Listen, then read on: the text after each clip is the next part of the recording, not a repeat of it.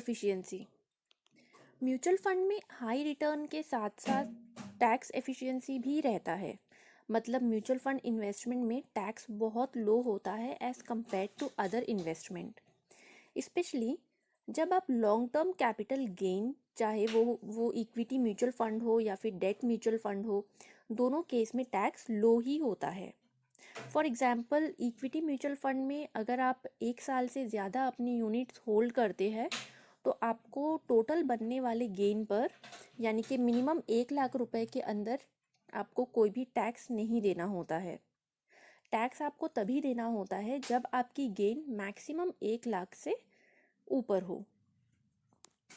ऐसे ही अगर debt mutual fund की बात करें तो जब आप अपनी यूनिट्स को 3 साल से ज़्यादा होल्ड करते हैं और आपको इन्वेस्टमेंट पर होने वाले टोटल गेन पर ऑलमोस्ट 20% टैक्स जो है आपका एप्लीकेबल होता है आफ्टर इंडेक्सेशन बेनिफिट्स।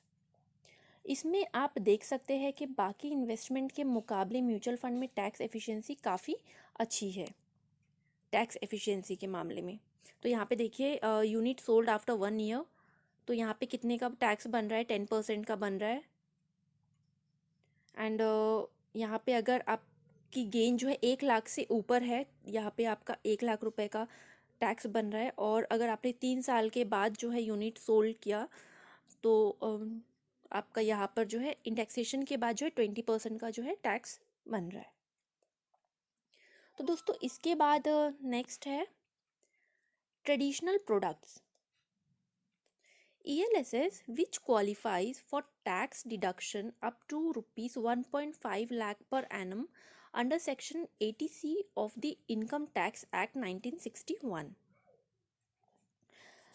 इसमें tax rate generally as per the slab rate रहता है। अगर आप 30% वाली स्लैब रेट में आते हैं तो आपको गेन पर भी 30% का टैक्स एप्लीकेबल होगा। जैसे ही इक्विटी म्यूचुअल फंड में ELSS कैटेगरी वाले प्रोडक्ट्स में आप इन्वेस्टमेंट करते हैं तो अप टू 1.5 लाख रुपीज़ का टैक्स डिडक्शन अवेल कर सकते हैं under section 80C of the income tax act.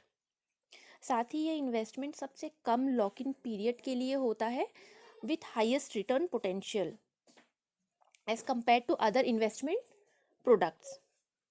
इसके बाद है नेक्स्ट, देखिए दोस्तों, liquidity. The extent to which the funds holding can be quickly converted to cash।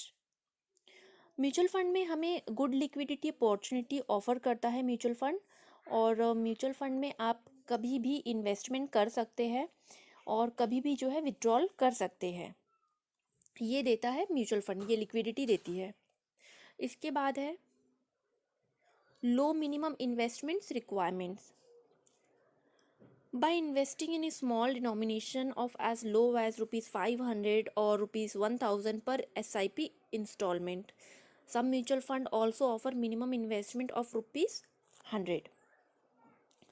दोस्तों ये जो लो मिनिमम इन्वेस्टमेंट रिक्वायरमेंट्स है म्यूचुअल फंड में, इन्वेस्टमेंट रिक्वायरमेंट्स जो है बहुत ही कम होता है।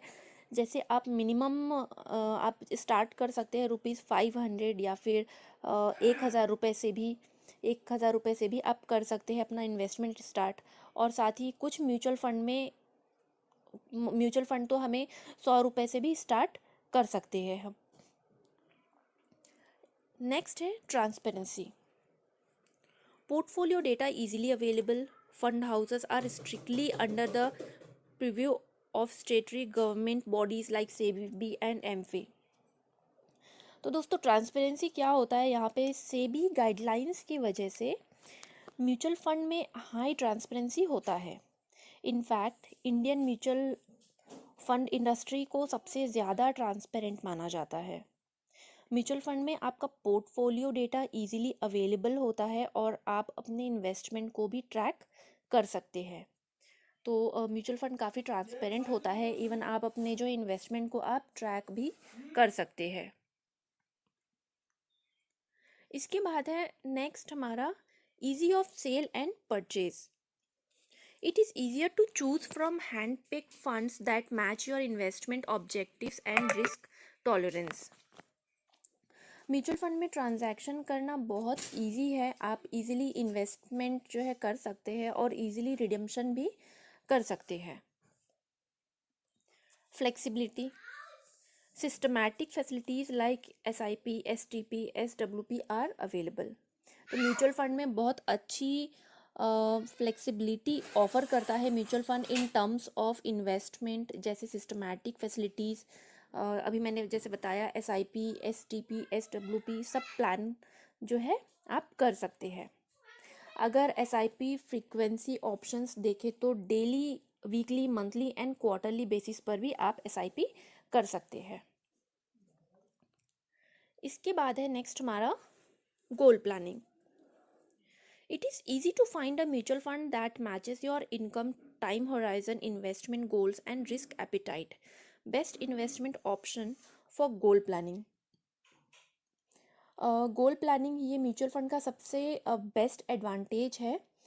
गोल प्लानिंग इसमें आप चाहे तो अपने कोई भी गोल जैसे कि retirement, child education, vacation etcetera, इन सभी केसेस में आप सिस्टमैटिक वे से अपनी इन्वेस्टमेंट म्यूचुअल फंड में कर सकते हैं और अपने गोल्स को अचीव कर सकते हैं। आप म्यूचुअल फंड में इन्वेस्ट करके आप बिना किसी हार्डवर्क के बेस्ट कंपनीज में इन्वेस्टमेंट कर सकते हैं। साथ ही इसके अलावा long time mutual fund investment से आप एक अच्छा रिटर्न भी अचीव कर सकते हैं।